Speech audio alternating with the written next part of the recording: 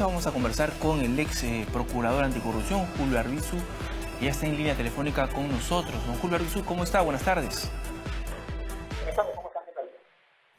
Bueno, queríamos saber cuál es su primera reflexión respecto a esta decisión de la Junta de Fiscales Supremos. Entendemos que no la fiscal de la Nación ni tampoco Pablo Sánchez porque está mal de salud, pero sí tres fiscales, ¿no? Un tanto cuestionados, Pedro Chávarri, Tomás Gálvez y el señor Rodríguez Montesa, que han decidido citar a los fiscales del caso Lavallato, a Rafael Vela y José Domingo Pérez. Para muchos es una intromisión y la propia fiscal ha dicho que esto sería así. ¿Cuál es su opinión al respecto, don Julio Arbizu? Sí, bueno, a ver, yo no tengo dudas de que hay un intento de parte de estos fiscales que están no solamente cuestionados, sino básicamente vinculados a las investigaciones que adelanta el propio Ministerio Público, que han hecho los fiscales que hoy van a ser citados y otros fiscales provinciales y superiores. Y me parece que es un pésimo síntoma de por supuesto, intromisión de estas personas que digamos, por efecto de las circunstancias todavía no han podido ser, digamos, separadas del Ministerio Público como tendría que haber sido, y que, valiéndose de eso precisamente, tratan de ejercer su poder sobre funcionarios públicos, en este caso fiscales, que están haciendo su trabajo de manera eficaz. ¿Tienen el derecho de solicitar algún tipo de información sobre los alcances de las investigaciones del caso Odebrecht? A ver, por un principio de jerarquía, ellos pueden solicitar información a fiscales de menor rango, ciertamente, pero esto evidentemente a la luz de precisamente la participación de estas personas en estas investigaciones, en investigaciones relacionadas con el caso Odebrecht, íntimamente, porque no podemos dejar de decir que el caso de los cuellos blancos tiene también una ligación con los casos más importantes de corrupción descubiertos en el país en el último tiempo. Entonces esto no solamente se presta a suspicacias, para mí es claramente una expresión del intento de estas personas de sabotear las investigaciones, de ir en contra de fiscales que en su momento fueron haciendo valer digamos, su autonomía y el desarrollo de su trabajo, fueron en contra de los designios de estas personas precisamente, y en especial del ex fiscal de la Nación, Pedro Chávarri. Digamos, no es irregular, pero se presta para suspicacias, ¿no? Sin duda alguna, ¿no? Yo creo que no solamente se presta a suspicacias, yo creo que esto es una confirmación de esta pertenencia anunciada hace mucho tiempo de estas personas a los intereses de una organización criminal o de varias organizaciones criminales enquistadas lamentablemente todavía en el sistema de justicia. Ahora, ¿deberían ir los fiscales Rafael Vela y José Domingo Pérez a esta citación que se le ha hecho o no? Yo creo que una forma de hacer valer la autonomía de sus investigaciones y precisamente en el sentido de que no hay nada que pudiesen ellos digamos revelar, ¿no? Aun cuando estos sean sus superiores jerárquicos, deberían evitar comparecer frente a ellos por esa razón. Yo creo que no hay ninguna razón funcional que los obligue a acudir a esa citación. ¿Usted cree entonces que es un tipo de hostigamiento, de tratar de perjudicar algún tipo de investigación de los fiscales? No tengo ninguna duda de que ese es el objetivo.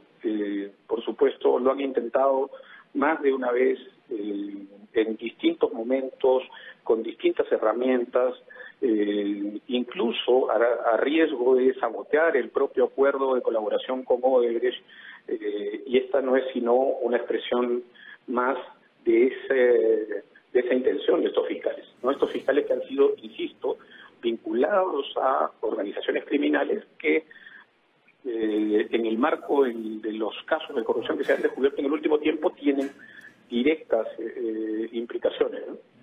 Bien, don Julio Arbizu, quería tocar con usted también otro tema concerniente a Keiko Fujimori. Como usted ya sabe, se ha postergado la casación, pero muchos congresistas de Fuerza Popular han dicho que esto es pues una persecución política y que van a recurrir a instancias internacionales ante la Corte Internacional de Derechos Humanos. ¿Cuál es su opinión al respecto, teniendo en cuenta que son ellos mismos quienes criticaron alguna vez, ¿no?, esta instancia internacional? Sí, bueno, es un poco la expresión de las contradicciones que ha afrontado siempre el fujimorismo. Digamos, todos sus representantes han sido sistemáticos críticos del sistema supranacional de protección de los derechos humanos, y ahora que ellos sienten que pueden valerse de él, lo invocan y esperan encontrar algún tipo de justicia. Sin embargo, aquí no hay más que una persecución absolutamente lícita, una persecución penal, no una persecución política, una investigación y un proceso penal que ha seguido su curso respetando las garantías del debido proceso en el caso de la señora Keiko Fujimori, y que, dicho sea de paso, ha contado incluso con la ayuda y la venia de ciertos fiscales, en este caso el señor Rodríguez Montesa, quien debió inhibirse por estar seriamente cuestionado y vinculado a otras investigaciones, también relacionadas, por supuesto, con los casos de corrupción por los que se investiga a Keiko Fujimori y a sus correligionarios, ¿no? Y así es que, digamos, un caso o una violación de algún tipo de derechos fundamentales de la señora Keiko Fujimori no ha existido, ¿no? Ahora, cuando ellos dicen que existe persecución política, digamos, están ellos tergiversando la información, porque persecución política hay pues en gobiernos dictatoriales, ¿no? Y este no creo que sea uno, ¿no? No, ese prurito, esa letanía de la persecución política la han intentado ya otros investigados y procesados sin éxito. Está visto que en el país lo que existe es, desde hace algún tiempo, una persecución penal implacable, importante, de parte de algún sector del sistema de justicia, y eso es algo contra lo que ellos precisamente se pronuncian todo el tiempo, ¿no? Sostener que en el país hay persecución política equivale, sí, como usted lo menciona, a señalar que aquí no vivimos en democracia, y eso, más allá de las críticas que pueda tener el gobierno por parte de estos sectores u otros, no tiene ningún sentido, ¿no? Sí, efectivamente. Ahora, don Julio Arbizu, una última consulta, y eso tiene que ver ya con el Congreso de la República. Y este jueves va a haber un pleno en donde se tenía que ver, o se va a ver sin duda, esta acusación constitucional contra Pedro Chávarri. Y el presidente de la Subcomisión de Acusaciones Constitucionales, el señor César Segura, no va a estar de viaje del 10 al 13 de julio.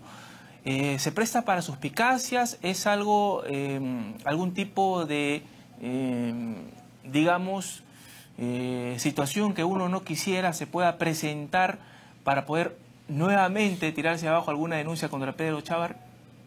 Bueno, el señor Segura y la comisión que preside han sido pródigos en el último tiempo en establecer blindajes a personajes nefastos, a personajes que están siendo investigados y que deben responder a las investigaciones, no solamente a nivel congresal, sino a nivel del sistema de justicia, ¿no? Así que, lamentablemente, creo que esto es una expresión más de ese temperamento del señor Segura y de su comisión.